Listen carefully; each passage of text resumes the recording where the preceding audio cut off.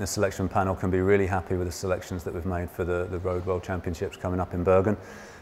It's always a pleasure to have to deliberate over some very tough choices, but at the end of it, hopefully we've come out with the best possible teams across the board.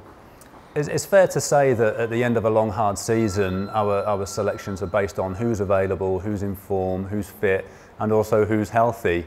And in doing the long list, as we did several weeks ago now, the last couple of weeks have still shown to be sort of critical in shaping the final selection.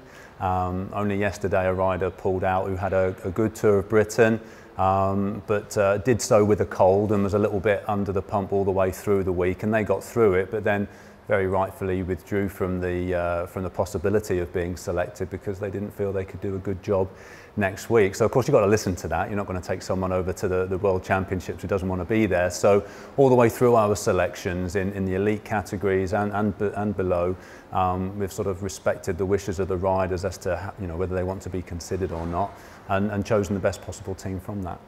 To see Froome in the time trial would be fantastic for GB. It would be great to have him there. It's a course that would suit him.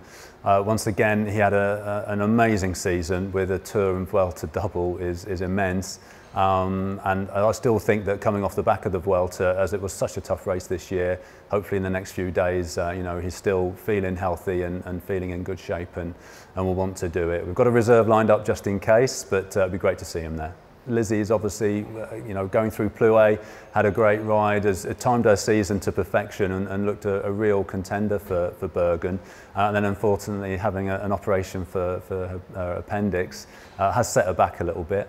Our road DS, Julian Wynne, has been in daily contact with Lizzie since, and she's very positive about being there and being in shape and on the start line, but I'm sure she'll be the first to concede that if she hasn't got that chance, if she's not in the best shape, then she won't take that opportunity. And once again, we've got a reserve lined up if that does eventuate. But most importantly of all, hope she gets well quick and she's able to make it. Well, once again, the junior squad was as difficult to select as it was the elite and under 23 squads.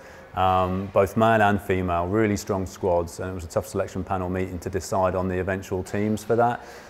Of course, a lot of those riders have had a fairly successful season, so hopes will be high going into that. We'll support them the best we can, but the most important thing for any junior rider on any part of the programme going into the World Championships is that it's a good experience for them and a useful experience for them, and the opportunity to be a part of the team, amongst the heroes that they look up to is a massive experience for those young riders. So principally we're there to make sure that they get the most out of that experience, and if there's any success at the end of it, then that's great too.